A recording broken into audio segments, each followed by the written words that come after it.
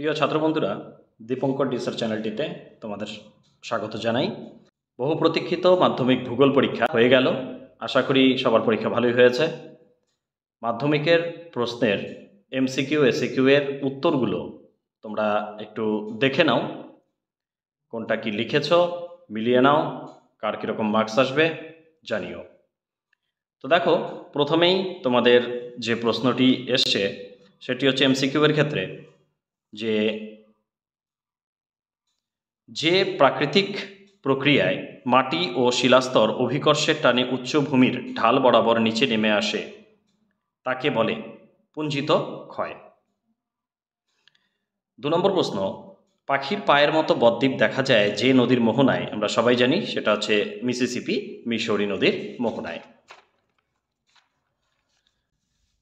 3 নম্বর প্রশ্ন, ক্যারিবিয়ান সাগরে সৃষ্ট ঘূর্ণবাতকে কি বলা হয়? বলা হয় হেরিকেন। 1-4 অধঃক্ষেপণের একটি উদাহরণ হলো স্লিট। এখানে দেখো, শিশির, কুয়াশা, ধোঁয়াশা এগুলো কিন্তু কোনোটি অধঃক্ষেপণ নয়, এটি কিন্তু স্লিট হবে। 1-5 দক্ষিণ গোলার্ধে সমুদ্র স্রোত বাম দিকে বিক্ষিপ্ত হয়। আমরা জানি সমুদ্র স্রোত বায়ুপ্রবাহ উত্তর গোলার্ধে ডান দিকে, দক্ষিণ গোলার্ধে বাঁ দিকে প্রবাহিত হয়, সেটা কোরিওলিস বলের জন্য। আর কোরিওলিস বলটা কিসের জন্য হয়? সেটা হচ্ছে আবর্তন গতির জন্য। 1-6 বর্ষাকালে ভরা কোটালের সময় সমুদ্রের জল প্রবল বেগে নদীর মোহনা দিয়ে ভেতরে প্রবেশ করে, তাকে বলা হয় বান ডাকা। 1-7 নিম্নলিখিতগুলির মধ্যে পরিবেশে সর্বাধিক ক্ষতিকারক দূষক হল পলিথিন। 1-8 আয়তন অনুসারে ভারতের ক্ষুদ্রতম কেন্দ্রশাসিত অঞ্চল হল লাক্ষাদ্বীপ। 1-9 দিহং, দিবং এবং লোহিত নদীর মিলিত প্রবাহের নাম কিন্তু ব্রহ্মপুত্র। 1-10 হিমালয়ের একটি সরলবর্গীয় উদ্ভিদের উদাহরণ হল পাইন। 1-11 নিম্নলিখিতগুলির মধ্যে মিলেট শস্য চিহ্নিত করে, সেটা মিলেট শস্য চিহ্নিত করো, এটাও কিন্তু রাগি। আমরা জানি জোয়ার বাজরা রাগিকে মিলেট বলা হয়। ভারতের প্রথম কাপড়ের কল স্থাপিত হয় ঘুষুড়িতে। 1-13 কলকাতা ও দিল্লিকে সংযোগকারী জাতীয় সড়কপথ হল NH2, যেটার বর্তমান নাম কিন্তু NH19। 1-14 ভারতের উপগ্রহ চিত্র প্রকাশ করে ইসরো। এবার শুদ্ধ অশুদ্ধতে চলে যাব, দেখে নি কি রয়েছে। মরু অঞ্চলে বায়ু এবং জলের মিলিত কার্যের ফলে সৃষ্ট অস্থায়ী হ্রদগুলিকে বলা হয় প্লায়া, শুদ্ধ। উল্কাপিণ্ড স্ট্র্যাটোস্ফিয়ার স্তরে পুড়ে ছাই হয়, অশুদ্ধ। ভূপৃষ্ঠ সংলগ্ন বায়ুস্তর প্রধানত উত্তপ্ত হয় বিকিরণ পদ্ধতির সাহায্যে, শুদ্ধ। শুক্ল ও কৃষ্ণ পক্ষের অষ্টমী তিথিতে সমুদ্রে ভরা কোটাল দেখা যায়, অশুদ্ধ। সিমেন্ট কারখানা থেকে উৎপাদিত বর্জ্য পদার্থ বায়ু দূষণ ঘটায়, শুদ্ধ। হিমালয়ের পাদদেশ অঞ্চলে নুড়ি, বালি ও পলি গঠিত সমভূমি অঞ্চলকে বেল্ট বলে, এটি অশুদ্ধ। ভূবৈচিত্র্যসূচক মানচিত্রে ভূমিভাগের দূরত্ব ও মানচিত্রের দূরত্বের অনুপাত স্কেলের দ্বারা নির্দেশিত হয়, শুদ্ধ। তাহলে দেখো সিকোয়েন্সটা শুদ্ধ অশুদ্ধ, শুদ্ধ অশুদ্ধ, শুদ্ধ অশুদ্ধ, শুদ্ধ। ওকে, এরপর আমরা দেখে নেব শূন্যস্থান পূরণগুলো কি রয়েছে। যে প্রাকৃতিক প্রক্রিয়ায় 2-1 যে প্রাকৃতিক প্রক্রিয়ায় মাধ্যমে ভূপৃষ্ঠের উপরিভাগে ভূমিরূপের বিবর্তন ও পরিবর্তন ঘটে তাকে বলা হয় বহির্জাত প্রক্রিয়া।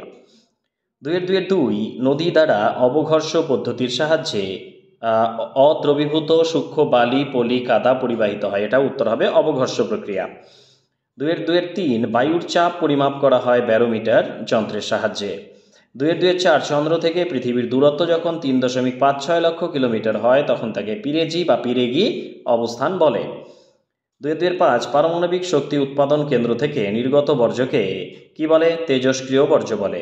2-6 গ্রীষ্মকালে উত্তর পশ্চিম ভারতের ধূলিঝড়কে আধি বলা হয়, আধি নামে পরিচিত।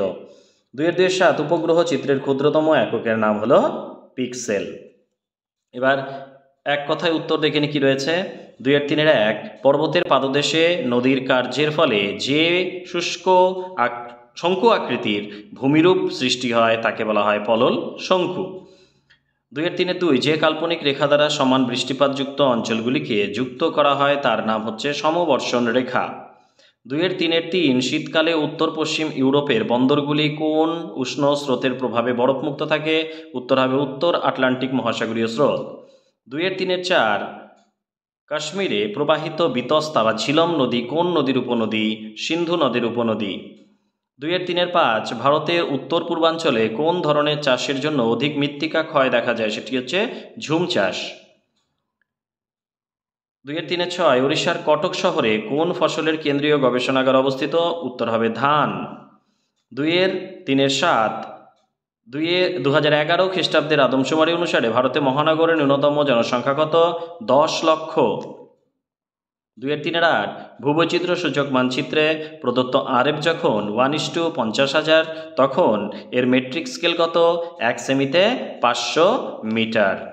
এবার ডান বাম যেটা রয়েছে মিলিয়ে দেখে নি কি রয়েছে, বাম দিকের সাথে ডান দিকেরগুলি মিলিয়ে লেখো। ভিলাই আমরা জানি লৌহ ইস্পাত শিল্প, লাদাখ খারদুংলা, রাজস্থান লুনি, কান্দালা করমুক্ত বন্দর। এই ছিল শর্ট কোশ্চেনগুলো। বড় প্রশ্ন 2-এর 3-এর প্রশ্নগুলো খুবই সহজ প্রশ্ন হয়েছে, আশা করি তোমরা সব উত্তর করেছো। এরপর আমরা দেখে নেব যে এখানে ম্যাপ পয়েন্টিংগুলো কি কি রয়েছে। প্রথমে দেখে নাও যে সাতপুরা পর্বত কোথায়? সাতপুরা পর্বত কিন্তু এই জায়গাটাকে দেখিয়েছো নিশ্চয়ই, সাতপুরা পর্বত এখানে। দ্বিতীয়ত মহানদীর এই জায়গাটা 6-এর 2 মহানদী। 3 নম্বরে কোলেরু হ্রদ, এই যে গোদাবরী এবং কৃষ্ণা এর মাঝখানে কোলেরু হ্রদ। সর্বাধিক বৃষ্টিপাতযুক্ত অঞ্চল সেটি কিন্তু মৌসিনরাম।